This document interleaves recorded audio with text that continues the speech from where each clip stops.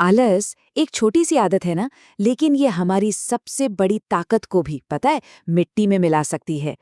आज हम एक ऐसी है कहानी सुनने वाले हैं, एक किसान की कहानी जो हमें आलस की असली कीमत के बारे में बहुत कुछ सिखाएगी।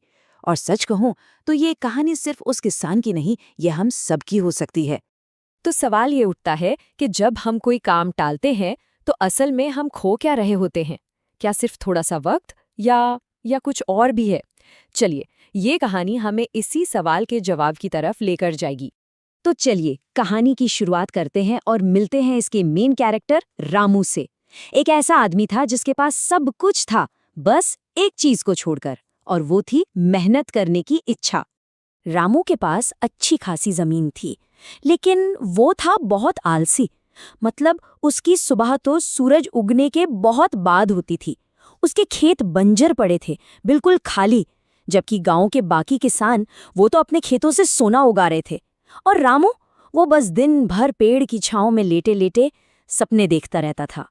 और फिर कहानी में दूसरी तरफ थी उसकी पत्नी गीता, बिल्कुल रामू से उलट। जहां रामू सपनों में ही खोया रहता था, वहीं गीता दूसरों के खेतों में पसीना बहाकर अपने परिवार का पेट पाल रही थी। वो हर रोज बस यही उम्मीद करती थी कि शायद एक दिन उसका पति अपनी जिम्मेदारी को समझेगा। और फिर कहानी में एक मोड़ आता है। एक दिन गांव के सबसे समझदार किसान मोहन की नजर रामू पर पड़ी। मोहन से रामू की ये बर्बादी देखी नहीं जा रही थी, तो उसने सोचा कि चलो इसकी मदद की जाए। लेकिन सवाल ये था, क्या रामू मदद लेना भी चाहता था?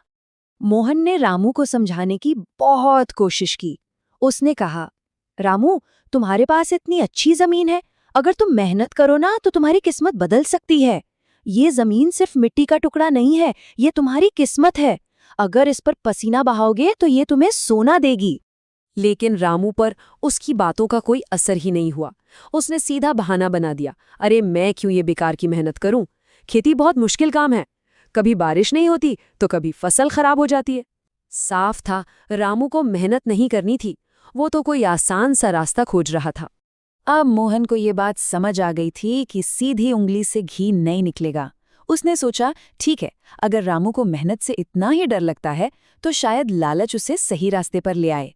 और बस यहीं से मोहन ने एक चालाक प्रस्ताव दिया और अपना जाल बिछाना शुरू कर दिया।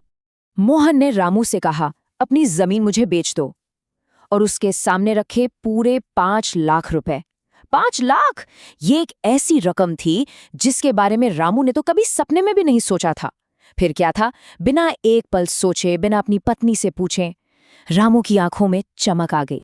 रामू को तो ऐसा लगा जैसे उसकी लॉटरी लग गई हो, उसकी किस्मत खुल गई है।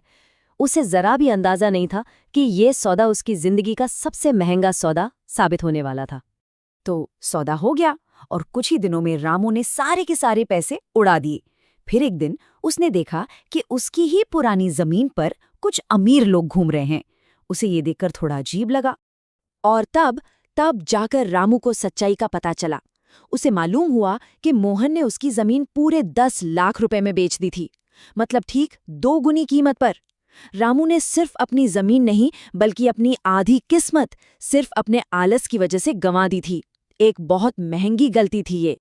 अब रामू की हालत ये थी कि उसके पास न तो जमीन बची, न पैसा, और न ही कोई उम्मीद। वो सचमुच सड़क पर आ गया था। बस एक पल के लालच ने उससे उसका सब कुछ छीन लिया था।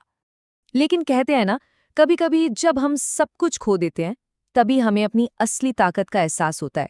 और रामू के लिए ये बर्बादी एक नई शुरुआत थी। जिंदगी में पहली बार रामू को ये एहसास हुआ कि उसकी सबसे बड़ी संपत्ति क्या थी।